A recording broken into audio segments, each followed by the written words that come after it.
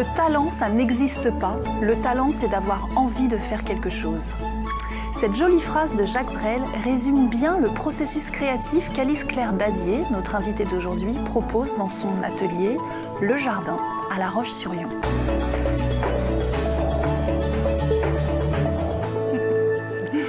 Bonjour Alice. Bonjour alors. Merci d'être là. Merci. Merci d'être là parce que vous êtes restauratrice de peinture, vous êtes professeure de peinture, de sculpture, de dessin, vous êtes galeriste, vous êtes maman de 3 enfants. Donc merci d'être là. J'imagine que peut-être le mercredi matin, vous avez 2-3 petites choses à faire habituellement. Ça va. Ça me fait plaisir de venir. Alors, quand on a préparé cette émission, vous m'avez dit, je vous cite, « La pratique artistique offre à l'artiste, en plus d'un bien-être mental et physique, une connexion, un bien-être social auquel il est parfois difficile d'accéder par la parole. » Je trouve que c'est très bien dit, donc je tenais à vous citer. Donc là, on est quand même au cœur du bien-être. Il y a un bien-être mental, un bien-être physique et un bien-être social. Donc, le bien-être mental, comment est-ce qu'on l'atteint en pratiquant un art ? Donc le bien-être mental, il est vraiment au cœur de la pratique artistique. On l'obtient à plusieurs niveaux, à plusieurs étapes de la création. Déjà en imaginant, parce que l'œuvre d'art ouvre un monde de l'imaginaire qui nous extrait du quotidien. On l'obtient par la création, c'est-à-dire qu'après y avoir pensé longtemps, le moment de commencer à créer, de réaliser l'œuvre, c'est une libération. On ressent un sentiment d'accomplissement. En réalisant l'œuvre, on se réalise aussi, donc il y a un vrai bien-être. On l'obtient en présentant son œuvre, on obtient la contemplation de l'œuvre. C'est un plaisir qui est durable, puisque l'œuvre va vivre après des dizaines d'années, on l'espère. Donc voilà, ces 3 niveaux-là déjà. C'est vrai que moi, mes enfants font du dessin avec vous, c'est comme ça que je vous connais. Et je leur ai demandé qu'est-ce que vous ressentez quand vous pratiquez. Et enfin, l'un des deux, en tout cas, m'a dit en fait, je pense à rien, ça me vide complètement la tête. Et après, je suis hyper contente de ce que j'ai fait. Exactement. Donc c'est très. Il a du recul déjà sur ce qu'il fait. Et je ressens exactement la même chose. Et j'ai l'impression que les élèves le ressentent de cette façon aussi. Donc ce qui se passe quand on crée, c'est ces 2 étapes-là. Il y a 2 étapes. Il y a une étape qui est laborieuse, une étape de travail. Il faut s'y mettre. C'est un peu comme faire des abdos. Voilà, c'est vraiment comparable à l'effort physique. C'est une forme de souffrance, mais qui donne donc une fatigue, qui donne un bien-être, puisqu'il y a une libération de dopamine, l'hormone du plaisir. C'est ce que j'allais vous dire, c'est qu'est-ce qui se passe dans le cerveau quand on... Voilà, donc il y a ça, ce bien-être qui est à la fois physique et mental, pour le coup. Et donc après cette phase laborieuse, où il faut s'accrocher, c'est difficile. Comme tout apprentissage en même temps. Voilà, mais qui est courte, généralement. La phase positive est plus longue. On ressent en fait... plus de facilité, le cerveau est moins sollicité, il s'adapte, il intègre les informations, l'apprentissage, et donc ça devient plus facile, la détente s'installe et on atteint un état quasi méditatif, avec libération de sérotonine, donc l'hormone du bien-être. Donc on va vraiment relâcher les pressions, l'esprit divague librement. Donc votre fils ne pense à rien, mais on peut aussi penser à tout. Autre chose, plutôt des choses qui nous font du bien. Ok. Et alors, vous parlez de bien-être physique aussi. Est-ce que c'est lié justement à la sérotonine, etc., ou il y a un autre processus ? Voilà, c'est lié à la sérotonine, à l'aspect scientifique un peu que je vous ai décrit. Mais il y a un autre processus. Le bien-être physique, il passe déjà par le choix de la technique, du médium, comme on l'appelle. On ne se sent pas pareil physiquement en malaxant l'argile, qui va avoir un effet anti-stress mécanique presque. En sculptant la pierre, où là on va vraiment impliquer tout son corps, utiliser sa force, vider son énergie et pouvoir se défouler. Et en faisant des techniques qui vont beaucoup plus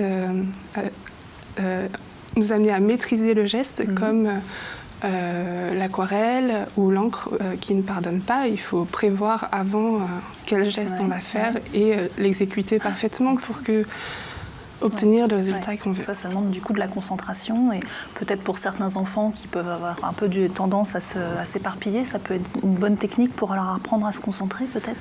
Voilà, la création artistique, c'est vraiment une école de la concentration. C'est une revanche peut-être pour les personnes très introverties qui ont des fortes capacités de concentration et de plus faibles capacités de communication par la parole. Donc, l'art, c'est un moyen de communication, c'est un moyen d'expression en tout cas. Voilà, c'est un moyen d'expression, oui et non. Ça l'est dans un deuxième temps. C'est pas pour communiquer ou pour s'exprimer qu'on fait de l'art. On le fait parce que ça nous fait du bien, parce qu'on éprouve du plaisir à le faire. Et aussi un plaisir par anticipation de pouvoir montrer ce qu'on a fait, qui on est à l'intérieur et obtenir un retour du public, une reconnaissance de la valeur de notre œuvre et de la valeur de qui on est en fait. Okay. Alors, et là où c'est un moyen d'expression, c'est que quand on est concentré sur la réalisation de l'œuvre, en fait, notre inconscient en profite pour se glisser dans l'œuvre et s'inscrire. Ouais. Donc l'œuvre, c'est quand même un peu ce qu'on y met, même si on ne fait pas exprès. Voilà.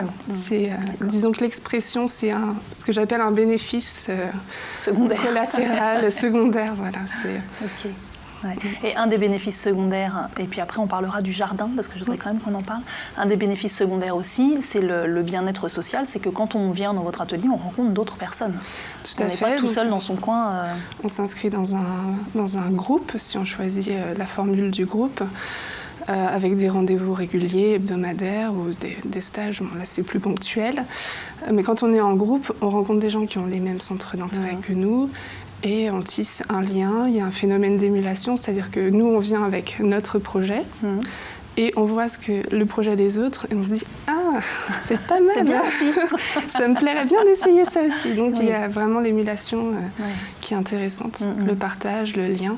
Et donc vous parliez de lien social, et justement, pour l'artiste qui peut avoir du mal à communiquer par les mots, le dessin, la peinture, la sculpture, c'est communiquer sans les mots. Donc c'est très pratique pour ça. Et ça permet de mieux comprendre aussi le tissu culturel dans lequel on évolue. Une fois qu'on a peint une peinture sur toile, on peut visiter un musée et s'identifier à l'artiste qui a peint. Ça permet de comprendre un peu les techniques et ça permet de comprendre par la pratique, donc comprendre à un niveau qu'on intègre vraiment bien. Et donc, ça permet aussi d'offrir à la communauté à laquelle on appartient quelque chose et créer une interaction sociale. Alors, le jardin, parce qu'il nous reste 40 secondes. Donc, on peint dans un jardin? Non, quand même pas. Non, on peint dans un atelier qui donne sur un très beau jardin qui est inspirant. C'est une parenthèse de verdure en centre-ville. Et donc, la métaphore botanique est très parlante, c'est-à-dire qu'on va cultiver son jardin secret, on va apporter de la culture à sa création.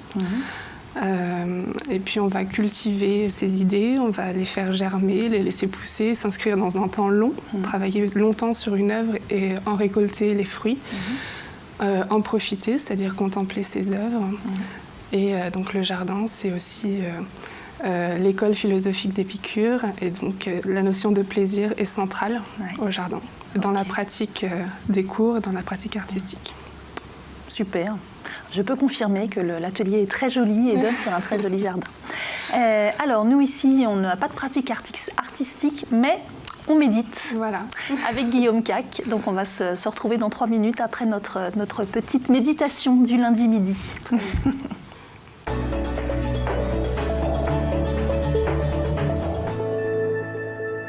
Nous allons, durant cette méditation, faire un exercice de météo intérieure. Donc pour commencer cette pratique, je vous invite à vous redresser sur votre siège, votre chaise, votre fauteuil.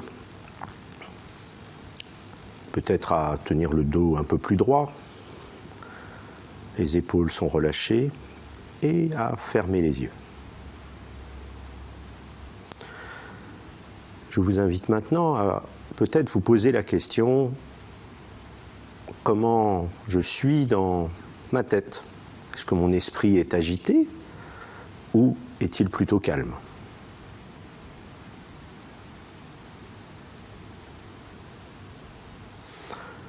Est-ce que mon corps est tendu, présente des zones de tension, ou est-il plutôt détendu?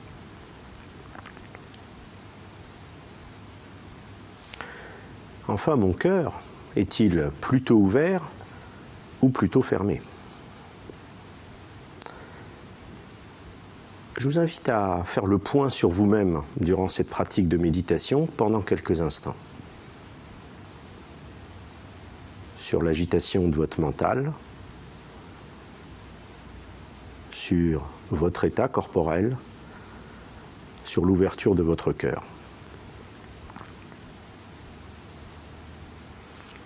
Juste pour savoir si vous êtes plutôt soleil, plutôt nuage,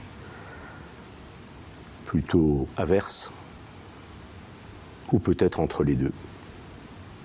Mi-soleil, mi-nuage, peut-être avec des petites averses.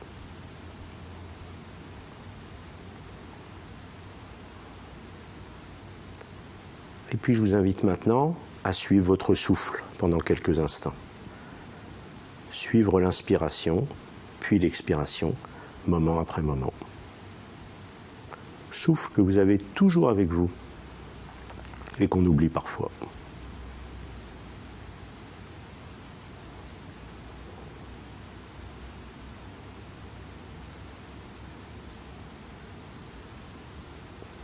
Si des pensées s'agitent, là, en ce moment, vous pouvez laisser aller ces pensées et revenir à votre souffle.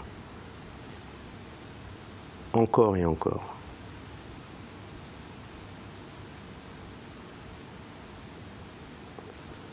Je vous invite maintenant à rouvrir les yeux, à vous reconnecter à votre environnement et à poursuivre le cours de votre vie en sachant peut-être un peu plus sur votre état intérieur.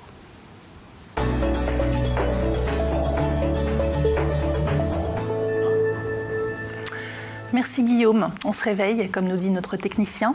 Et on revient avec Alice pour vous remercier. Merci beaucoup d'être venue. C'était un vrai plaisir. Donc, quand même, avant de se séparer, sachez que le 22 juin, vous faites l'inauguration de votre atelier, donc le jardin, qui se trouve boulevard Aristide Briand, 188. 188.